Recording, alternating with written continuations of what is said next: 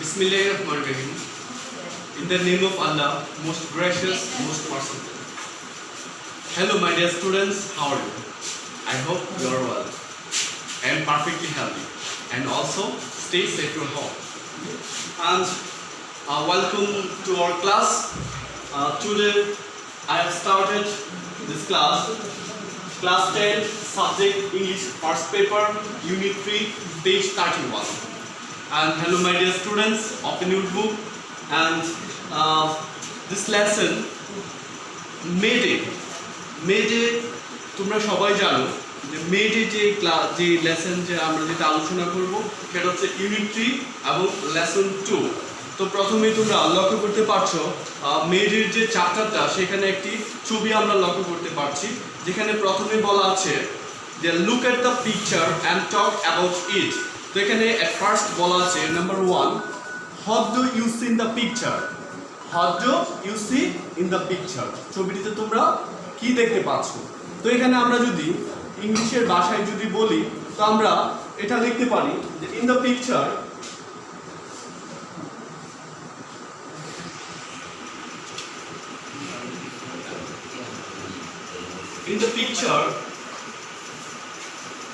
I see a hammer.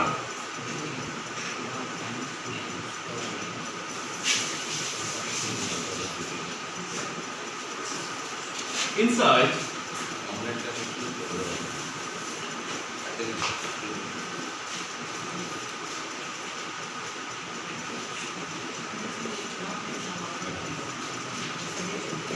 twisted in hand. That is to say, এখানে বলা হচ্ছে what do you see in the picture, ছবিটিতে তোমরা কি দেখতে পাচ্ছ। সেটা যদি আমরা অ্যানসারটা যদি বলি in the picture I see a hammer. in the picture মানে ছবিটিতে I see আমরা একটা হ্যামার দেখতে পাচ্ছি। inside twisted in hand, অর্থাৎ হাতের ভিতর, অর্থাৎ মুষ্টিবদ্ধ যে হাতটা রয়েছে সেখানে এটার ভিতরে আমরা একটা হ্যামার দেখতে পাচ্ছি। বুঝেছো বন্ধুরা? নাম্বার 2 তে দেখতে পাচ্ছ এখানে লেখা আছে Can you relate any historical event to this picture? What happened on the day? অর্থাৎ can you relate এখানে কি কিছু সম্পর্কিত আছে যেটা হিস্ট্রিক্যাল ইভেন্ট মানে কি ঐতিহাসিক কোনো ঘটনা on to this picture মানে এই যে ছবিটা দেওয়া আছে সেখানে কি কোনো ধরনের ঐতিহাসিক কোনো ঘটনাকে কোনো ইঙ্গিত করছে কিনা। হ্যাঁ বন্ধুরা, আমরা বুঝতে পেরেছি যে এই ছবিটিতে যেটা ইন্ডিকেট করা হয়েছে সেটা হচ্ছে একটা পার্টিকুলার একটা হিস্ট্রিক্যাল ইভেন্ট যেটা May-Day নামে পরিচিত। তো এখন আমরা let's go to our passage seen comprehension আমরা চলে যাচ্ছি। তোমরা দেখতে পাচ্ছ প্রথমেই লেখা আছে B read the text and answer the question that follow. প্রথমে লেখা আছে May-Day or international workers day, অর্থাৎ May-Day অথবা আন্তর্জাতিক যে শ্রমিক দিবসটা ইজ অবজার্ভ, অর্থাৎ এখানে দেখতে পাচ্ছ তোমরা ইজ অবজার্ভ কথাটা আছে। ইজ অবজার্ভ অর্থাৎ পালন করা হয়। এখন অবজার্ভ যে শব্দটা এখানে আছে এটার অর্থ হচ্ছে কি করা, পালন করা। এখন অবজার্ভ নিজে নিজে কিন্তু পালন করতে পারে না, কারো দ্বারা বা কারো কর্তৃক পালিত হয়।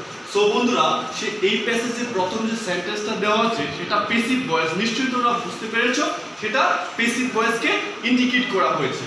সো ইজ অবজার্ভ মানে কি, পালিত হয়। তার মানে অবজার্ভ যদি কোনো কথাটা যদি এভাবে থাকে, তোমরা যদি কোনো পরীক্ষায় যখন সম্মুখীন হবে বোর্ড বা অন্য কোনো পরীক্ষায়, তখন দেখতে পাবে অবজার্ভের বিকল্প কোনো ধরনের অল্টারনেটিভ কোনো সিনোনিম দেওয়া থাকতে পারে। তো সেটাকে আমি একটু তোমাদেরকে ইজি করে দিচ্ছি। অবজার্ভের কিছু সিনোনিম আমি লিখে দিচ্ছি, তোমরা ঝটপট খাতায় তুলে নাও। রেন্ডার, পারফর্ম, executed,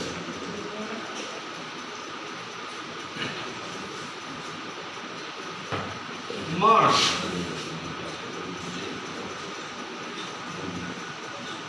অর্থাৎ rendered, performed, executed, mark or done। আরেকটা জনপ্রিয় একটা শব্দ আছে যেটার সাথে তোমরা পরিচিত, সেটা হচ্ছে কি সেলিব্রেটেড।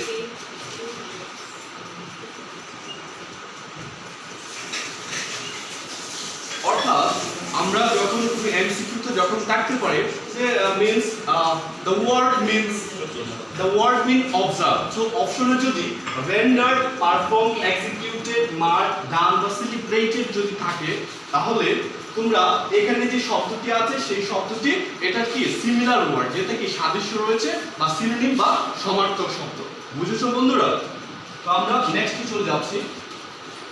তো এখানে লেখা আছে May Day or international workers day, May Day অথবা আন্তর্জাতিক শ্রমিক দিবসটা ইজ অবজার্ভ, পালন করা হয় অন মে অন, অর্থাৎ মাসের আগে সবসময় প্রিপোজিশন কি বুঝবে বন্ধুরা? সবসময় অন বলবে, যেটাকে আমরা অ্যাপ্রোপ্রিয়েট প্রিপোজিশন হিসেবে আমরা কি করতে পারি, সেটাকে এটাকে কি করতে পারি, আমরা এটাকে অ্যাকসেপ্ট করতে পারি। সো মে ডে অথবা আন্তর্জাতিক শ্রমিক দিবসটা পালন করা হয় মে অন, অর্থাৎ মের 1 তারিখে অল ওভার দ্য ওয়ার্ল্ড, অর্থাৎ সারা বিশ্বে।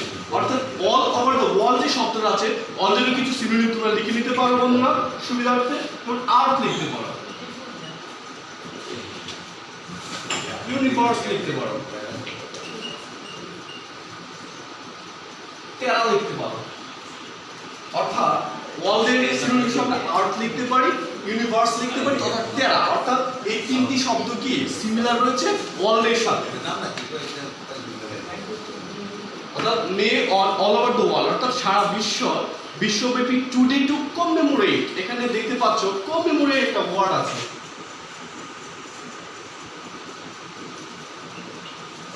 অর্থাৎ কমেমোরেট যে শব্দটা আছে বন্ধুরা, সেটার অর্থ হচ্ছে কি স্মরণ করিয়ে দেওয়া, অর্থাৎ রিমাইন্ড বা রিকল, যেটাকে কি করে স্মরণ করিয়ে দেয়। অর্থাৎ মে ডে অথবা আন্তর্জাতিক শ্রমিক দিবসটা ইজ অবজার্ভ, পালন করা হয় মে 1, অর্থাৎ মের 1 তারিখে অল ওভার দ্য ওয়ার্ল্ড, সারা বিশ্বব্যাপী টুডে টু কমেমোরেট, যেটাকে আজ স্মরণ করিয়ে দেয় দ্য হিস্ট্রিক্যাল স্ট্রাগল। স্ট্রাগল যে শব্দটা আছে সেটার সিনোনিম আমরা কি লিখতে পারি? স্ট্রাগল অর্থ কি বলতো বন্ধুরা? Please tell me struggle. হ্যাঁ, স্ট্রাগল শব্দের অর্থ হচ্ছে কি সংগ্রাম করা, স্ট্রাগল।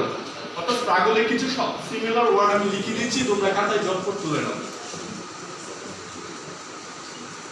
Combat, war, warfare.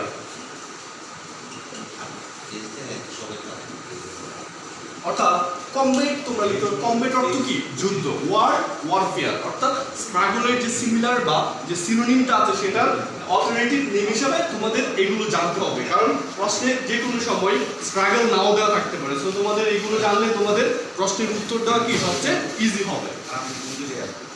তো তোমরা লিখতে করতে পারছো মে ডে অথবা আন্তর্জাতিক শ্রমিক দিবসটা পালন করা হয় মে 1 তারিখে অল ওভার দ্য ওয়ার্ল্ড, সারা বিশ্বব্যাপী টুডে টু কমেমোরেট, যেটা কি করে স্মরণ করিয়ে দেয় দ্য হিস্ট্রিক্যাল স্ট্রাগল, ঐতিহাসিক সংগ্রাম এন্ড স্যাক্রিফাইসেস। এই যে কথাটা স্যাক্রিফাইসেস, স্যাক্রিফাইসের যে কথাটা আছে, স্যাক্রিফাইসেস অর্থ কি? স্যাক্রিফাইসেস মানে কি বলিদান বা বিসর্জন দেওয়া, যেটা সিনোনিম আমরা লিখতে পারি ডেডিকেশন বা কনসেক্রেশন। অর্থাৎ ডেডিকেশন,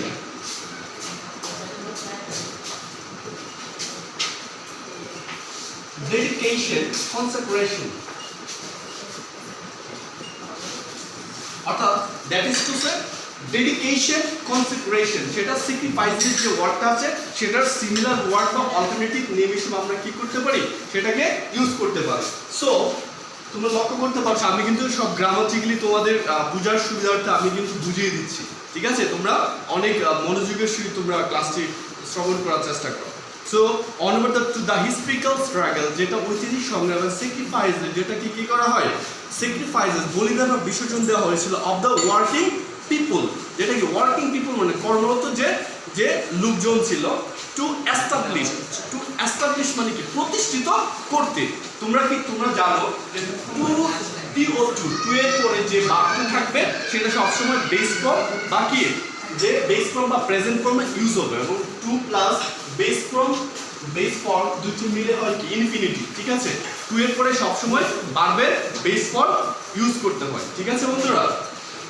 সো এখানে লেখা আছে যেটাকে এস্টাবলিশ অর্থাৎ প্রতিষ্ঠিত করতে হয়। এস্টাবলিশ যেটা কথা আছে সেট আপ বা ফাউন্ড, এটা তোমরা লিখে নিতে পারো। তো এস্টাবলিশ যেটা প্রতিষ্ঠিত করতে an 8 hour ওয়ার্ক ডে, অর্থাৎ ওয়ার্ক ডে মানে যে দিনে কি 8 ঘন্টা কাজ, অর্থাৎ 8 ঘন্টা কাজের জন্য কি করতে হবে, প্রতিষ্ঠা করতে লোকজন কি করেছিল, ওই দিন সংগ্রাম করেছিল। সেকেন্ড লাইন তোমরা লক্ষ্য করো, it is a public holiday, it is a public holiday, অর্থাৎ ইহা একটি সরকারি ছুটির দিন। In almost all the countries of the world, অর্থাৎ বিশ্বের সারা দেশেই কি করে মে অন 1 অর্থাৎ মে 1 অর্থাৎ মে 1 তারিখে বিশ্বের সারা দেশেই কি করে এই দিবসটা যখন আসে তখন কি সরকারি ছুটির দিন হিসেবে কি করে ঘোষণা করা হয় এবং ওই দিন সরকারি ছুটির দিন থাকে।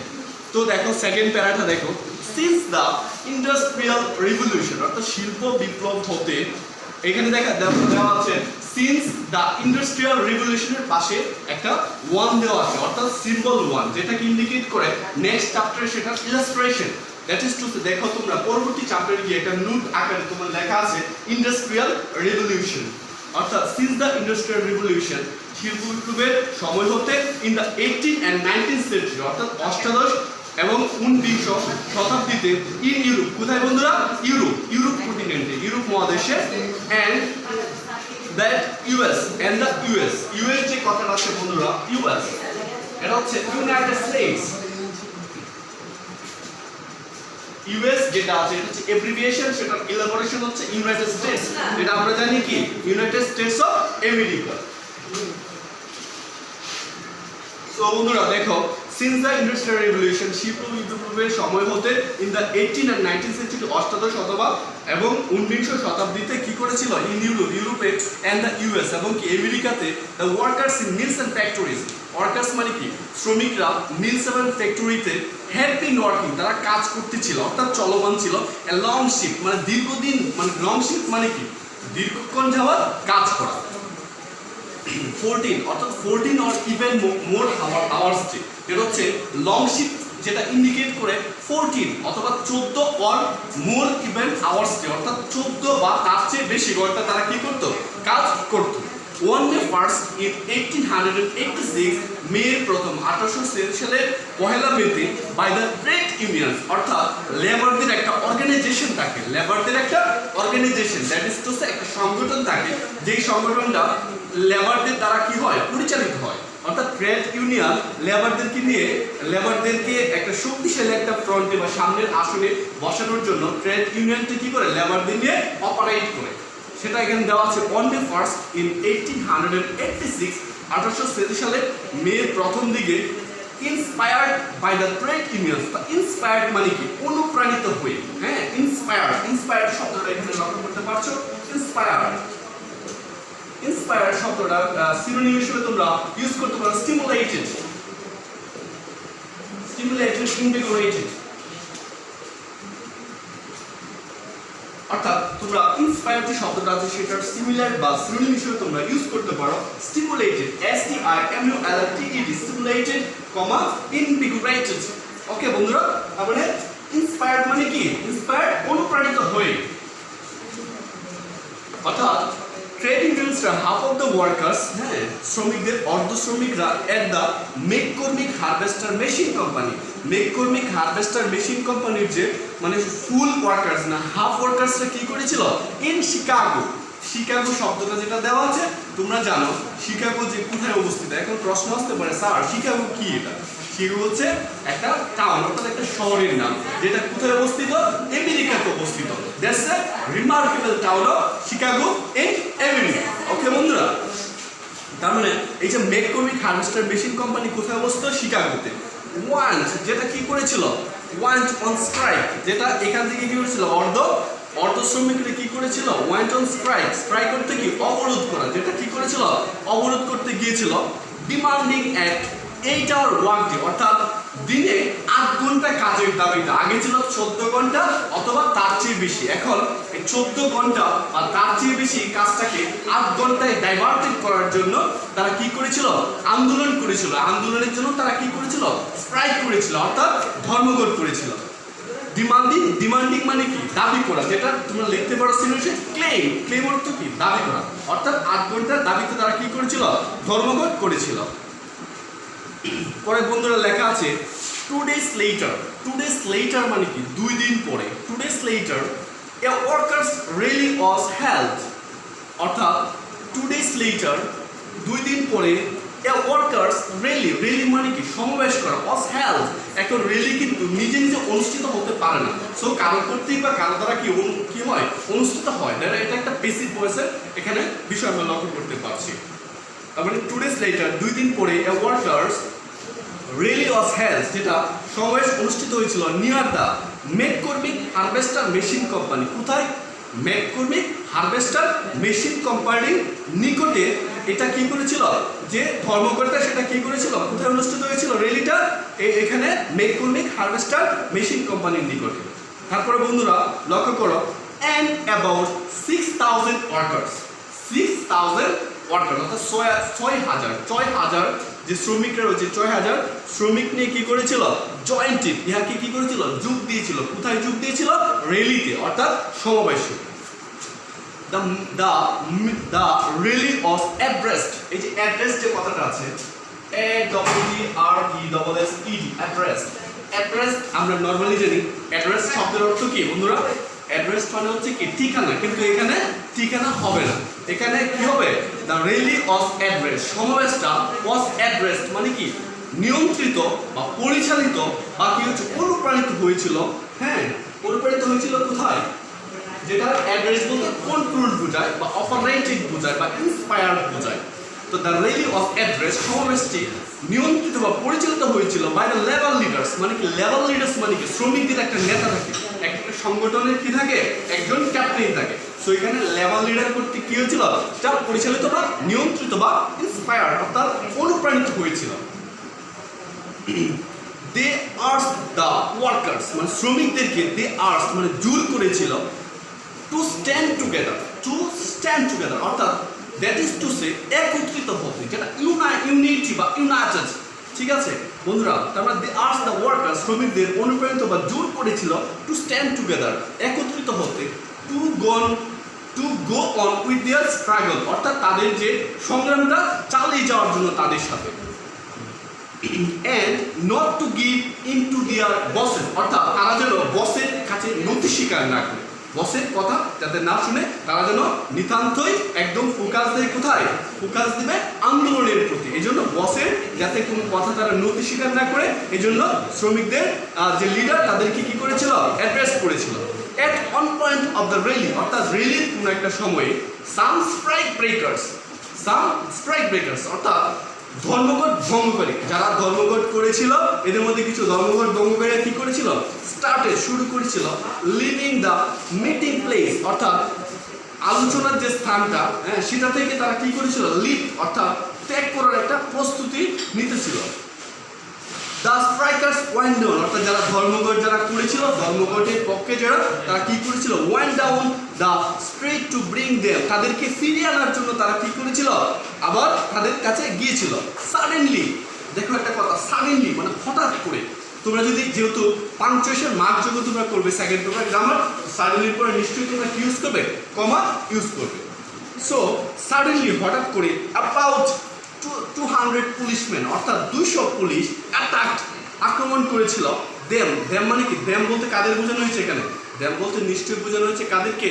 যারা স্ট্রাইক ব্রেকার্স বা স্ট্রাইকার্স ছিল তাদেরকে কি করেছিল আন্দোলন করেছিল উইথ ক্লাবস মানে কি CLUBS ক্লাবস হচ্ছে লাঠি সুতা অর্থাৎ পুলিশের হাতে যে মুগুর থাকে বা লাঠি সুতা থাকে এগুলো হচ্ছে ক্লাবস এন্ড রিভলভার্স এবং রিভলভার্স দিয়ে তাদেরকে কি করেছিল আক্রমণ করেছিল। ওয়ান স্ট্রাইকার একজন অবরোধকারী was killed মানে কি?